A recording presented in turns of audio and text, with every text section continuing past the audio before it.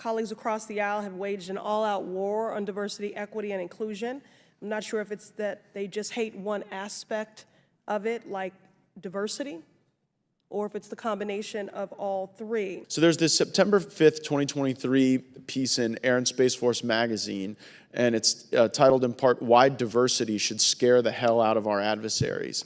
And I've never seen the fear in someone's eye when they're confronted with diversity, but I think part of this DEI stuff, insofar as we insert it in younger children, implies that if you're not of European ancestry, you're not going to do as well in this country. Is it worth funding the DEI programs in the military? What good has it brought to the military? We have the biggest recruitment crisis that we've ever had. That is a fact. And I believe that the DEI programs and the politicization of our military is another big reason why. It is no surprise that the same people complaining about DEI are the same people who complained about the Me Too movement, about Black Lives Matter, about the ERA, about the gay rights movement, and so much more. The fact that as soon as someone who is Black or gay has a disability earns a promotion, Republicans complain that they are unqualified and begin ranting about how diversity, equity, and inclusion is ruining the country.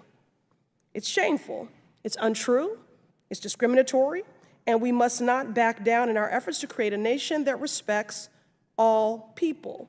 Might I add that the opposition is majority overwhelmingly white and male. This Republican majority has demonstrated it's out of touch with the priorities of everyday people and has focused its effort on passing legislation and budgets to undermine DEI and entrench systemic discrimination against people of color, folks with disabilities, and other marginalized groups.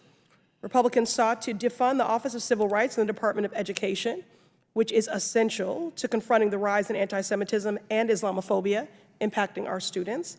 Republicans voted to stop the hiring of DEI personnel in the military, despite evidence that it will improve military readiness.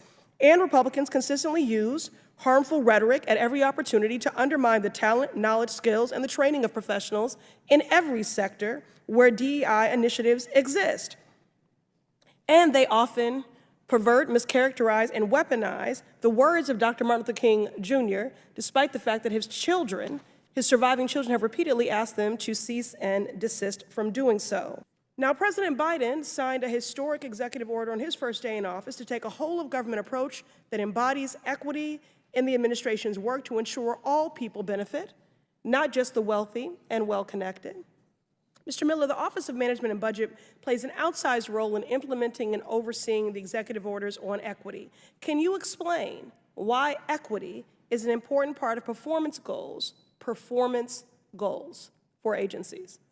Thank you, Congresswoman. And there was a phrase that you used that is central to explaining it, is that government should work for all Americans.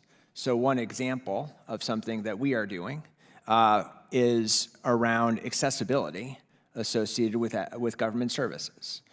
We have many government digital websites and services where it's hard for some people, including disabled individuals, to access those government services, and we're working to improve that. Our services aren't working if they're not serving all of America. Very good. I agree. What is an example of how President Biden's executive order on equity has helped folks across the country?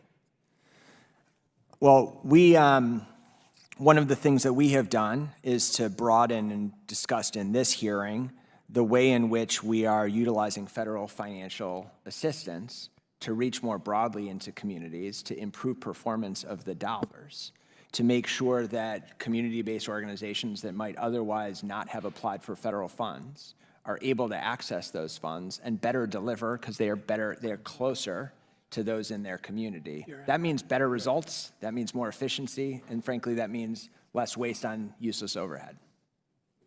Thank you. The executive order, this is truly a first of its kind. I'm proud to partner with Ranking Member Raskin on legislation to codify key aspects into law so that they will exist in perpetuity.